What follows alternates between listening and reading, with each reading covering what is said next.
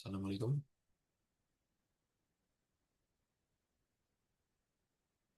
Cek, cek,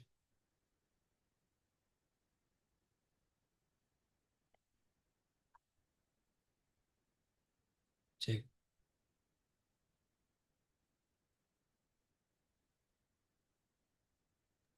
cek,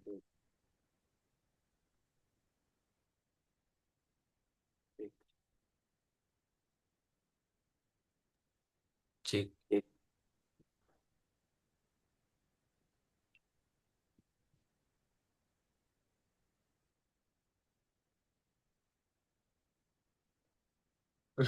Baiklah. Assalamualaikum warahmatullahi wabarakatuh. Shalom, Om Swastiastu, Namo Buddhaya, Salam Kebajikan, Rahayu. Eh, Terima kasih atas kesempatan dan waktunya yang sudah diberikan kepada saya untuk mempresentasikan hasil hasil dari review jurnal terkait sistem jaminan halal. Tapi terlebih dahulu izinkan saya memperkenalkan diri saya. Nama saya Binsar Paninggotan Simbolon dengan NIM D1C122012 kelas R002 dengan dosen yang pengampu yaitu Ibu Yarnisa STP MSI.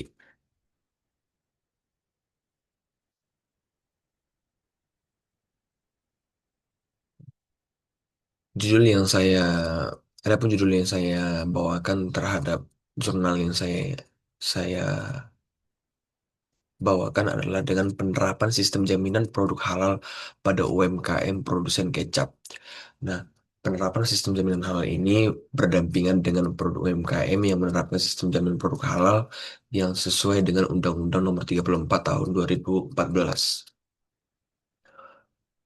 Adapun hal-hal yang melatar belakangi eh, mengapa eh, produk ataupun penelitian ini dilakukan berdasarkan Undang-Undang Nomor 34 Tahun 2014 terkait produk-produk yang memiliki sertifikasi halal termasuk UMKM produksi kecap di pada tahun 2020 itu mencapai 64,2 juta unit yang harus segera melakukan sertifikasi halal.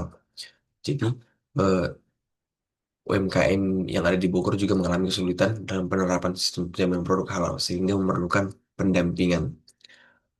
Karena kerap kali produk kecap ini merupakan produk fermentasi kedelai yang dengan bahan tambahan lainnya status kehalalan juga harus jelas untuk menghindari status syubhat.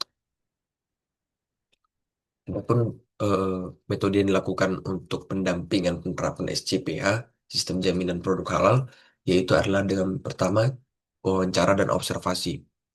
Yang pertama yang dilakukan itulah dengan cara mengidentifikasi legalitas dan kondisi UMKM dari segi fasilitas dan kelengkapan dokumen. Kemudian pembuatan dokumen, kemudian dengan cara menyusun manual secara mutu, spesifikasi, kemudian prosedur, dan dokumen pendukung lainnya.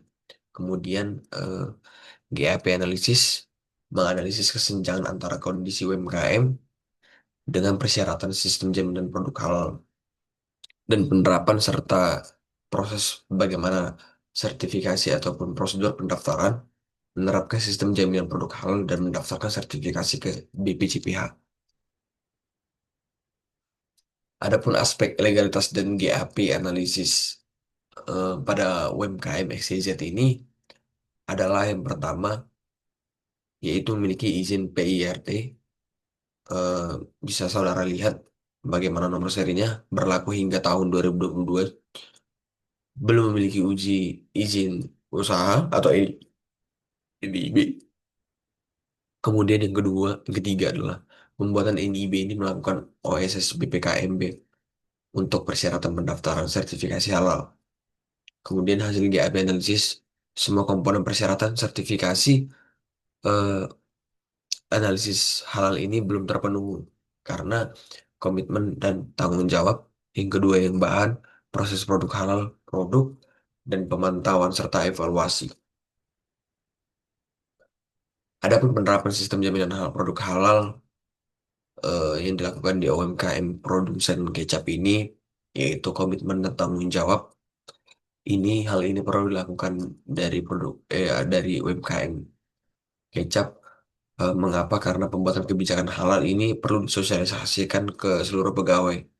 kemudian pembentukan tim, manajemen halal dengan penunjukan penyelia halal, serta pelatihan sumber daya manusia pada tahun detailnya di tanggal 24 Juli 2022. Kemudian itu bahan untuk identifikasi status bahan, kritis ataupun tidak kritis, penyediaan dokumen pendukung untuk bahan kritis, gantian bahan yang tidak memiliki dokumen pendukung. Ada penerapan sistem jaminan produk halal ini, yang pertama, eh, proses produk halal. Proses produk halal ini dirancang dan direncanakan sedemikian rupa dengan mendesain fasilitas terbebas dari najis dan babi, kemudian pembuatan surat pernyataan fasilitas bebas babi ini perlu dilakukan supaya untuk menghindari eh, ada keluar ataupun omongan dari masyarakat sekitar ataupun eh, bahwasannya produk ataupun eh, perusahaan yang sudah kita dirikan itu tidak lagi terkontaminasi dengan yang berbau dengan najis dan babi. Kemudian dengan desain lantai, atap dan dinding rapat, serta juga kokoh. Pembuatan prosedur untuk menghasilkan produk halal secara konsisten. Yang kedua, yaitu produk dan pemantauan. Produk ini harus terbuat dari bahan yang jelas status kehalalnya, bukan dari najis ataupun dari babi tadi. Kemudian memiliki nomor identifikasi yang tertelusur. Ini memiliki contohnya bahwa produk tersebut sudah terdaftar dan sudah memiliki nomor untuk diidentifikasi secara lebih lanjut. Kemudian pelaksanaan audit internal di tanggal 24 sampai 25 Juli tahun 2022. Kemudian mengkaji ulang manajemen pada 1 Agustus 2022. Adapun tahapan proses sertifikasi halal yang dilakukan oleh UMKM kecap ini, yang pertama yaitu pengajuan NIB. Nah, pengajuan NIB yang dilakukan oleh perusahaan ini adalah mengajukan nomor induk berusaha KOSS BKPM. Kemudian dilakukan pendaftaran ke BPJPH untuk pengajuan sertifikasi halal melalui aplikasi Si Halal di website ptsb.halal.go.id 3 sampai 7 hari. Kemudian dilakukan pemeriksaan oleh LPH dengan sistem registrasi, praudit, audit, dan post-audit oleh LPPM MUI selama 40 hari kerja. Kemudian yang keempat, yaitu adalah sidang fatwa MUI, penetapan kehalalan produk melalui sidang komisi fatwa MUI. Kemudian kelima, yaitu penerbitan sertifikat. Penerbitan sertifikat halal ini dilakukan oleh BPJPH melalui aplikasi SiHal.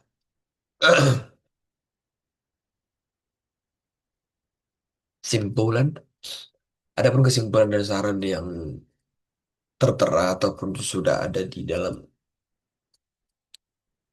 penelitian ataupun jurnal ini adalah kegiatan pendampingan ini telah berhasil membantu UMKM XYZ menerapkan sistem jaminan produk halal sesuai dengan persyaratan sertifikasi halal. Pendampingan ini mencakup aspek legalitas. Jadi ada beberapa pendampingan yang dilakukan oleh teman-teman ataupun dari BPJPH, yaitu mulai dari pendampingan aspek legalitas, pemenuhan persyaratan bahan, dari proses produksinya, hingga pada pemantauan yang diperlukan untuk mendapatkan sertifikasi halal. Kemudian saran yang dapat diberikan terhadap eh, eh, jurnal tersebut adalah diperlukan konsistensi ataupun komitmen dari pelaku usaha untuk menghasilkan produk halal secara konsisten. Evaluasi lanjutan melalui audit internal periode selanjutnya untuk mengevaluasi aktivitas dan konsistensi sistem jaminan halal. Demikianlah yang bisa saya presentasikan. Mohon maaf bila ada kesalahan dalam penyampaian saya. Saya akhiri. Wassalamualaikum warahmatullahi wabarakatuh.